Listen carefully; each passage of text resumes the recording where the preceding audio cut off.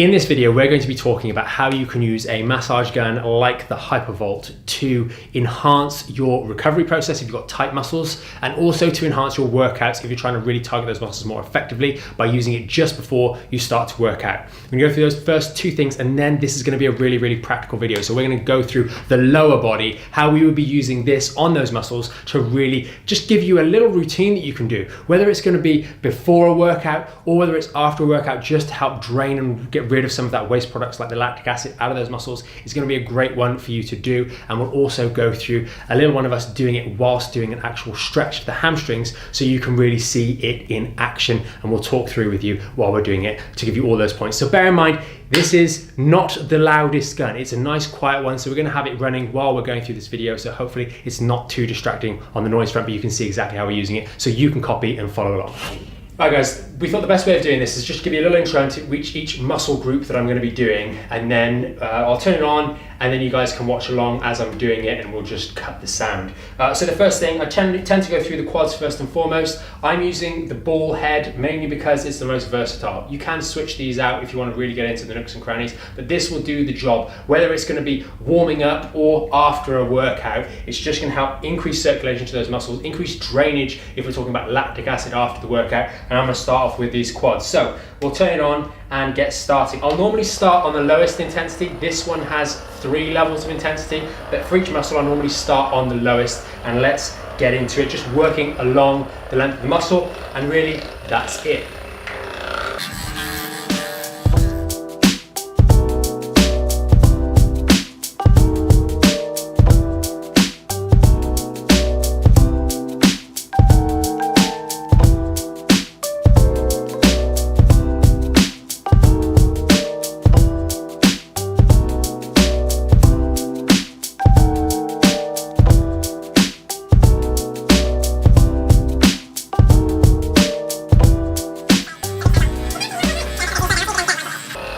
So guys, I've got a little bit of a sore spot on my rectus femoris, which is some of the muscles that basically, what part of the quads that run straight up the middle of the thigh.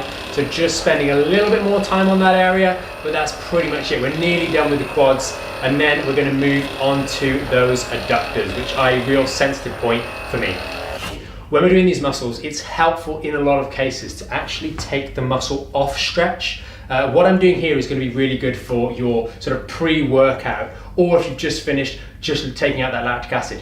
Later on, we're going to go through whilst you're doing an actual stretch, and there we do want to put a bit of stretch through the muscle. So I might have had my knee bent like this and then worked on the quads, if I wanted to combine a stretch with the vibration work. But here I'm just doing it to increase circulation and get some blood into the muscle, which is why I'm putting the quad off stretch so it's nice and wobbly, so we can really get into that muscle nicely. So now onto the adductors. Now here you want to go right up into the belly of the muscle, so we want to be careful here. For me, these are a real weak point. I didn't used to be able to even put the gun on them, let alone put any sort of pressure through it. And remember, I'm not pressing too hard. I'm not trying to drill through my tissue. I'm trying to put a reasonable amount of pressure. Those of you, if you can see very closely, there are some little lights here, and I'm going to actually do on this thigh here so you can actually see. And maybe we can zoom in when we're doing the video. I mean, you'll actually see the lights light up, these little white ones. The top ones on this are the blue, and that's just how fast and how intensive the vibration is. But again, we're going to be working along the length of this muscle. We want to come along the back a little bit, because that's one of the long adductors that comes down and functions kind of like a hamstring as well, right into the side of the knee here. So this is going to help with the stabilization of your knee. We're going to work straight through this section, so let's get into it.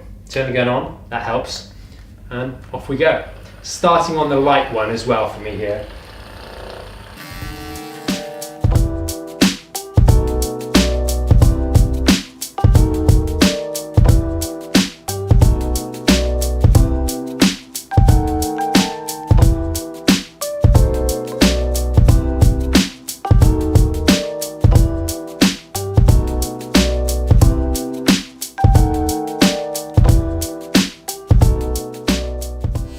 Okay guys, so just bear in mind, when I'm doing this, I'd normally do the same side the whole way down the body.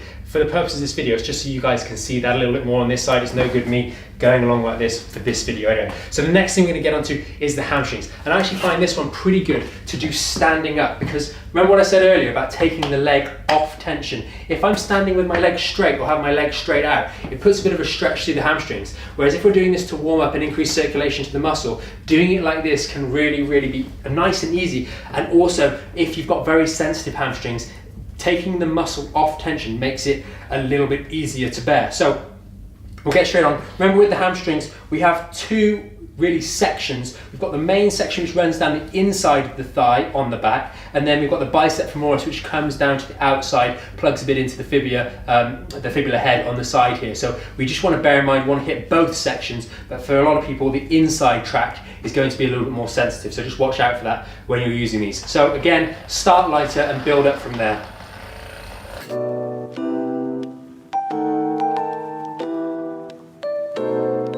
One thing to note quite often when you're doing this, just about here in the middle of the thigh, right in the middle, that's where some of the biceps actually plugs into the bone, and sometimes that bit can be a little bit of a tender spot, so it's worth, this bicep femoris that is, it's worth just taking a bit of time if that's a little bit tender to just work on that area as well.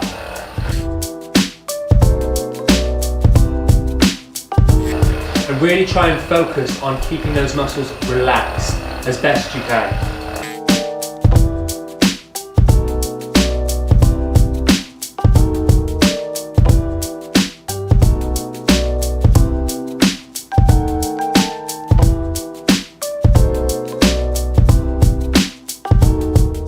Sometimes holding it like this actually really helps you get a better hold on the area. It just helps you have a bit more control when these harder to reach places. It's amazing if you've got someone else that can do this for you and you can just lie down, but that's not always possible. And just learning to just find ways to get to the muscles on your own is helpful, because it removes an excuse for not doing it. So seeing as we're in that position, we can go straight in and do the calf. This is a nice position to be in to do the calf, because you can just let the weight of the gun fall and do all of the heavy lifting and work along the length. Remember, we're going to want to hit the head of the gastrocnemius muscles up here at the top part of the thigh, or of the calf, sorry, and then this section here, we want to hit in there. We're going to do a little bit on the Achilles tendon, but also hit that soleus muscle down the bottom here to really help loosen off those calves. So turn it back on again, start on the lightest one, and off we go.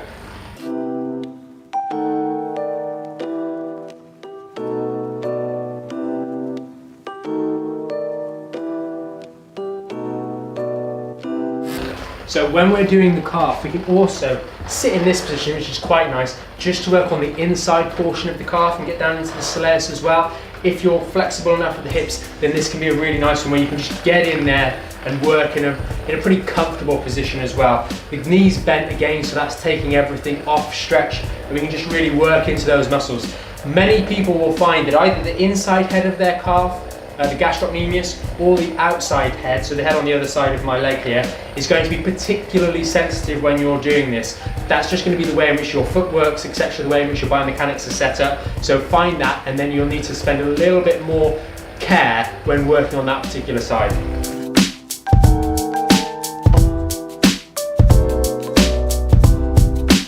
And just be mindful as well, sometimes if you press a little bit too hard going down here where there's not as much muscle bulk, you will sometimes get a few little tingling sensations into the feet, so just back off if you're doing that, because you're probably pressing a little bit too hard. And to finish up, we just want to hit the outside portion. A little bit more difficult to do here in an ergonomic way, because it's just more difficult to reach this area. But again, same sort of principle. Now on this side, we've got the fibular head up here, a bony bit. We want to avoid that particular area. We don't want to start pressing the gun on the back of that bone. It's just going to feel unpleasant. No more than we'd like to put it on the kneecap. Same sort of thing. Steer clear of those particularly bony bits. Okay, now as you finish up the calf, it's nice and easy to just round straight on to the tibialis anterior on the front of the shin. Again, we've got less muscle tissue here and a little bit more prominent bone, so we want to be careful as we get around the front here. The easy way to do it is point your toes towards your nose, and you'll see this strip of muscle here sticks out. Relax back down again and just work along there. If we do happen to go in the wrong position, you'll notice here it just starts feeling sore. So focus on the muscle belly, and that way we won't go too wrong. That's why using the ball is the easiest when we're doing this. If you're a bit more comfortable and you want to use some of the other applicators, then by all means go ahead, but the ball is the most versatile.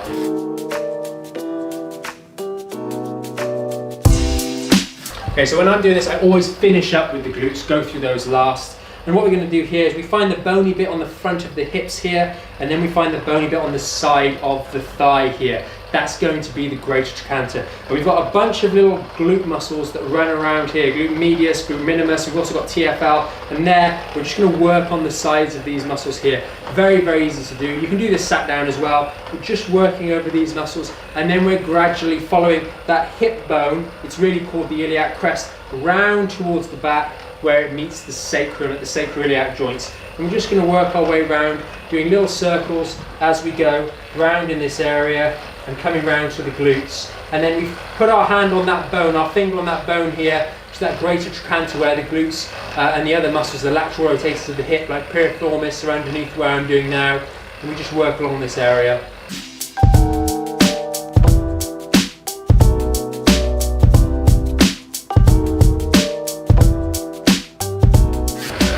And when you're doing this, if you try and put your weight through the leg that you're not doing, so I'm putting a lot of my pressure through the other knee whilst I'm doing this particular side, so the muscle stays nice and loose. That is pretty much it in terms of working through the warm-up. We've worked on all of the muscles. We could always do a bit of work to the arch of the foot, but I won't pop the shoes off for this particular video. Now, the last thing I wanted to show you guys was a little stretch we can do where we combine the stretching of the hamstrings with the use of the gun. It's nice and easy to do, and I'll demonstrate it standing up here so you guys can see what I'm doing and maybe apply this. We could do it, in fact, I'll do this one lying down, sat down. In fact, I'll do this one sat down because I'm in the position and you can probably see me best in this one. So all we're doing here is we're doing a classic hamstring stretch. We're bending forwards, feeling that stretch along the hamstring, and then what we're going to do is we're going to take the gun and we're going to work on that area whilst we're feeling the stretch. Works really, really well for the long hold. And what I'm going to do is actually work on the inside here, because that for me is where I'm feeling it the most. But you work where you feel the most on those hamstrings. So turn it up nice and high with a gentle application, and we just work along that muscle. And you'll find that gradually as you're doing this, you can go a little bit further and a little bit further. Hopefully you guys can see what I'm doing here as I'm going through this, and we're just working on the underside of that muscle.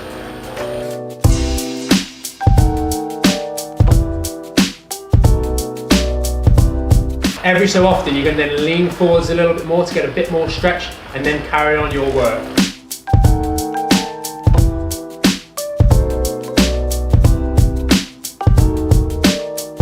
And you can do two things. You can either go cross-sectionally across the muscle, or you can go along lengthways along the muscle as well.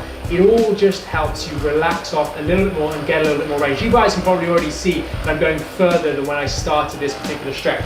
Just as we go a little bit more, the muscles relax, the vibration helps them relax, and we carry on and carry on. There's going to be a natural limit to which we get, but this is a great way of really enhancing those long hold stretches with the vibration gun.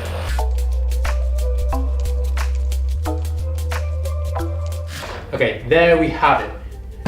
Let's just do a little test. So we get into the stretch position, and then we're going forwards there, feeling the stretch here. This one we haven't done, yeah, oh gosh. That makes quite a difference, doesn't it? So I've done, what, about a minute and a half, maybe 2 minutes on this hamstring. This one's had nothing, and that's about it. And this is my bad hamstring based on previous injury. So really, really makes a massive difference to your long haul stretches. We're talking about instant changes in the length of that muscle. Now, remember, we wouldn't want to do that right before a workout, because now we've got a little bit of extra range of motion. That particular stretch technique, we do that after the workout. Always remember that. We don't want to do any sudden changes in range of motion right before we do a hard workout. So hopefully this video has been helpful. It's giving you a little way in which you can work with the vibration gun to activate those muscles before a workout, or to cool them down afterwards. And you've got that little stretching technique that you can use to make sure that when you are doing your stretching, you can enhance that stretch even more to get more results in an objective way that's repeatable on a daily basis.